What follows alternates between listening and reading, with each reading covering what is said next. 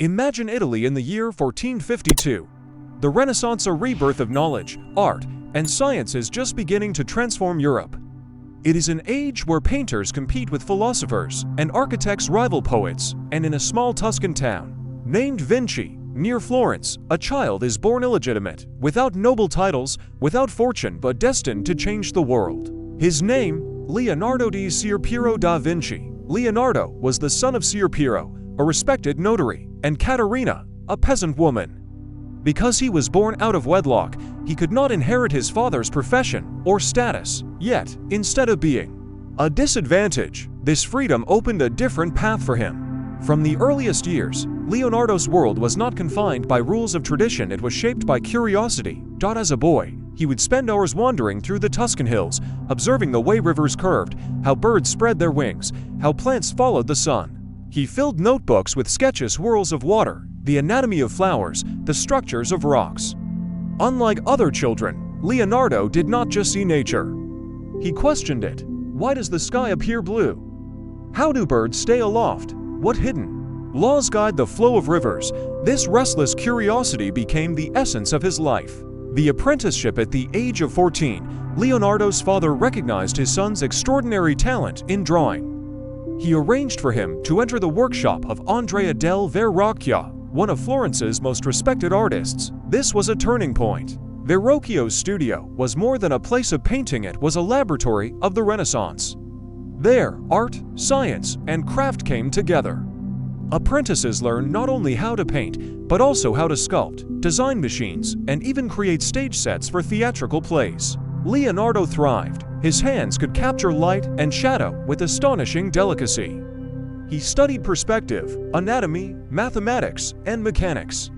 Soon, Verrocchio trusted him with important parts of his paintings. One legend tells us that in Verrocchio's painting The Baptism of Christ, the angel painted by Leonardo was so beautiful, so alive, that Verrocchio vowed never to paint again. Florence was a city alive with competition. The Medici family, wealthy patrons of the arts, surrounded themselves with philosophers, poets, and artists.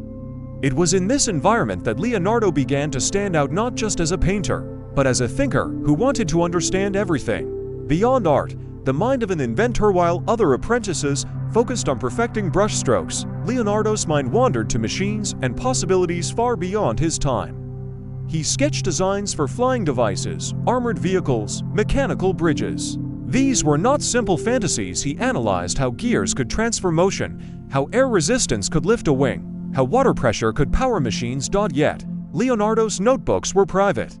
Written in his famous mirror script, they reveal a man whose ideas belonged centuries ahead. He was not satisfied with being called only an artist. He wanted to be an engineer, a scientist, and an explorer of nature's deepest secrets. The young master. By his mid-20s, Leonardo was accepted into the Painters Guild of Florence. He opened his own workshop and began receiving commissions. One of his early masterpieces, The Adoration of the Magi, though left unfinished, already showed his unique vision. His figures breathed, his landscapes dissolved into atmospheric perspective, and every detail seemed alive. But Florence, though vibrant, was also crowded with rival artists. Sandro Botticelli, Domenico Ghirlandaio, and later Michelangelo all competed for patronage. Leonardo's reputation grew, but he was restless. His personality was complex, perfectionist, easily distracted, reluctant to finish projects once his imagination leapt ahead to new ones. And then came an opportunity that would change the direction of his life. Journey to Milan. In the 1480s, Leonardo left Florence and traveled north to Milan. There, under the rule of Ludovico Sforza, also known as Il Moro, Leonardo found the chance to expand his genius. He did not present himself merely as a painter. He wrote a letter to Ludovico listing his skills: designer of weapons, engineer of fortifications, builder of canals, creator of festivals, and, only at the very end, painter. This was Leonardo's strategy. He understood that, in a world of political rivalry, military invention was as valuable as art. In Milan, he would spend nearly 2 decades creating not only paintings, but also monumental projects, stage spectacles, and visionary machines. But before those years of triumph and frustration, one must understand the essence of Leonardo's genius. He refused to see boundaries. For him, Painting was not separate from mathematics, anatomy was not apart from art, and science was not distinct from imagination. Everything was connected in the grand design of nature. Leonardo da Vinci, born an illegitimate child in a small Tuscan town, had now become one of the most promising minds of his generation. He had transformed from a curious boy sketching rivers, to an apprentice surpassing his master, to a man preparing to astonish the courts of Milan. The stage was set. The Renaissance was ready for its greatest genius. Leonardo da Vinci's life during the late 1480s and 1490s was marked by extraordinary growth, both as an artist and as a thinker. It was in these years that he began to solidify his reputation as not merely a painter, but as a visionary who looked at the world in ways few others could. The city of Milan, under the rule of Ludovico Sforza, became the backdrop for some of his most ambitious undertakings. Leonardo was not content with simply being a court painter. He wrote a letter to Ludovico Sforza, offering his services not as an artist, but as an engineer, inventor, and military designer. In that letter, he barely mentioned painting at all. Instead, he detailed his abilities to design bridges, fortifications, and war machines that would outclass any known at the time. Leonardo positioned himself not as a dreamer, but as a practical mind who could give Milan an advantage in both warfare and prestige. This bold move worked. Ludovico welcomed him into his court. It was in Milan that Leonardo painted one of the most iconic works in history, The Last Supper. Unlike traditional depictions, which often treated the apostles as static figures, Leonardo's composition was alive with drama and emotion. He captured the moment Christ announced that one of the disciples would betray him. The reactions, ranging from shock to disbelief, were painted with such human intensity that the scene transcended religious storytelling and became a study of psychology. But Leonardo's mind was restless, even while working on The Last Supper. He was sketching flying machines, armored vehicles, hydraulic systems, and anatomical diagrams. His notebooks from this period reveal the mind of a man centuries ahead of his time. He dissected human bodies in secret, carefully documenting muscles, bones, and organs with unmatched precision. He sought to understand how the human body functioned, not merely to paint it more accurately, but to grasp the very mechanics of life itself. What made Leonardo so extraordinary was not just his breadth of knowledge, but the way he saw connections between disciplines. To him, art and science were not separate. The study of anatomy informed his painting. His observations of water currents influenced his engineering designs. His fascination with birds inspired his attempts to build machines that could give humans the gift of flight. His contemporaries admired his talent, but often failed to understand the full scope of his genius. Too many, Leonardo seemed distracted, starting countless projects but finishing few. He would begin an ambitious painting, only to abandon it midway as new ideas consumed his attention. But within those fragments lay brilliance. Even his unfinished works carried lessons that shaped the generations to come. Perhaps the greatest symbol of Leonardo's Milanese period was the massive equestrian statue he designed in honor of Ludovico's father, Francesco Sforza. This horse, intended to be the largest bronze statue ever cast, would have stood as a testament to both Sforza's power and Leonardo's ingenuity. He spent years studying horses, sketching them in motion, perfecting every muscle and curve. A clay model of the horse was completed, astonishing those who saw it. But before it could be cast in bronze, war intervened. French forces invaded Milan, melting down the bronze meant for the statue to make cannons. Leonardo's grand vision was destroyed, leaving only sketches and memories behind. Though devastated by the loss, Leonardo pressed on. His notebooks continued to fill with extraordinary inventions, parachutes, diving suits, self-propelled carts, and designs for cities that could resist plague by improving sanitation and airflow. While few of these inventions were built during his lifetime, they demonstrated his ability to think centuries into the future. Leonardo's reputation as both artist and thinker grew, yet his life was never secure. Patronage depended on the shifting fortunes of the powerful, and when Ludovico Sforza fell from power, Leonardo was once again forced to move on. His time in Milan had given the world masterpieces and visionary ideas, but it also left him with unfinished dreams. By the dawn of the 16th century, Leonardo found himself back in Florence, where the young Michelangelo and Raphael were rising stars. These artists, fiery and ambitious, saw Leonardo as both inspiration and rival. Florence had changed since his youth, and now it was a battlefield of artistic competition. Leonardo, older but still restless, began a new series of explorations. He sketched turbulent rivers, mapped the human skull, studied optics, and continued to design flying machines.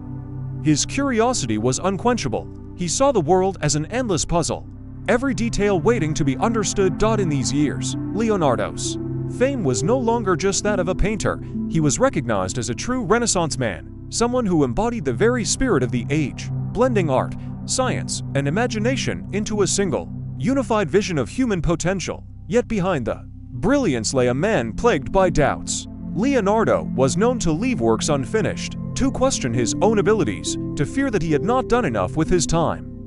His notebooks reveal a man haunted by the awareness that life was too short for all the knowledge the world contained. "Well, I thought that I was learning how to live," he once wrote. "I have been learning how to die." And yet, even with that melancholy, his works from this period left an indelible mark on history. The Last Supper, though damaged and fragile, became one of the most studied and revered works of art ever created. His anatomical sketches, hidden for centuries, would later revolutionize the study of medicine. His inventions, though unrealized in his time, inspired engineers centuries later. Leonardo da Vinci in the late 15th and early 16th centuries was more than an artist or scientist. He was the embodiment of a new way of thinking, a vision of humanity unbound by tradition, daring to imagine the impossible, and seeing the universe not as fixed, but as something that could be explored, understood, and even shaped. The genius of the Renaissance had already transformed the world. But Leonardo's journey was not yet over. Greater challenges, rivalries, and triumphs awaited him in the years to come. Leonardo da Vinci entered the later years of his life carrying both triumphs and unfulfilled dreams. By the early 1500s, Europe was in turmoil. Wars between France, the Papal States, and the Italian city-states disrupted commissions, uprooted artists, and forced men like Leonardo to seek new patrons. Yet, through instability, Leonardo continued to produce work that pushed the boundaries of art, science, and imagination. The move to Rome in 1513, Leonardo relocated to Rome under the patronage of Giuliano de' Medici, brother of Pope Leo X.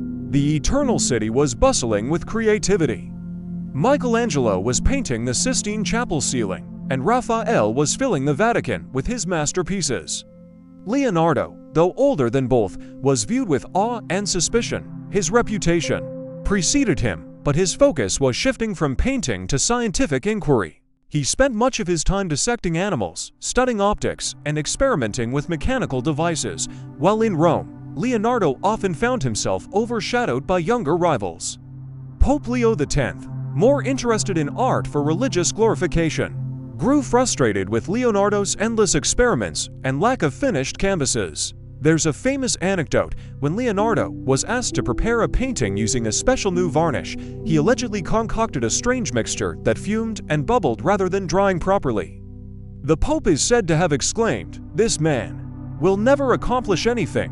He thinks of the end before he begins." But Leonardo's mind was never still. He filled page after page with sketches, designs for lenses that could magnify, anatomical studies of the human brain, and concepts for bridges and fortifications. Rome may not have embraced him as Florence or Milan once did, but his restless creativity persisted. Final years in France in 1516. Leonardo accepted an invitation from King Francis I of France, a monarch deeply fascinated by art and science. The king provided Leonardo with the Château du Clos-Luce near his own royal residence in Amboise and named him premier painter, engineer, and architect to the king. By then, Leonardo was in his 60s and his health was declining. Yet Francis I treated him not merely as an artist, but as a wise counselor.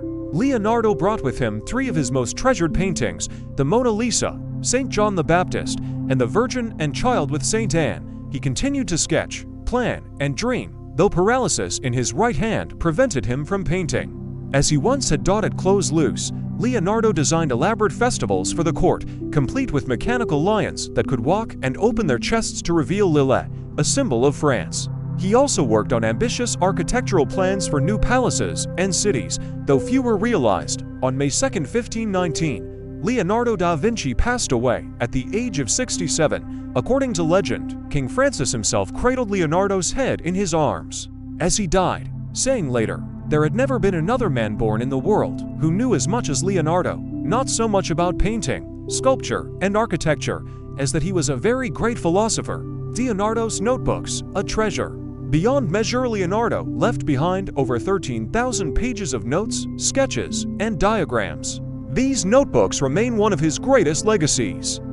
They contain anatomical drawings so precise that modern surgeons still admire them, designs for helicopters and submarines centuries ahead of their time, and studies of geology, botany, and hydrodynamics. He invented machines for flight, tools for measuring the flow of water, and concepts for armored vehicles. While many of his designs were never built, they foreshadowed technologies that became real hundreds of years later. More than anything, his notebooks reveal the way Leonardo thought, endlessly curious, unafraid to question, and unwilling to accept conventional boundaries between disciplines. To him, art and science were two sides of the same coin. The stroke of a painter's brush was as important as the angle of a bone or the motion of a planet. The legacy of a Renaissance genius, Leonardo da Vinci's influence is immeasurable. As an artist, he transformed painting with works like The Last Supper and the Mona Lisa, which introduced new levels of psychological depth and realism. As a scientist, he anticipated discoveries in anatomy, optics, and engineering long before formal science existed. As a thinker, he embodied the Renaissance ideal of the universal man, someone who sought to embrace all knowledge. Even centuries later, Leonardo remains a symbol of human potential. His life teaches us that creativity and knowledge are not limited to one field. They flourish when boundaries are broken. He refused to accept that art and science should be separated.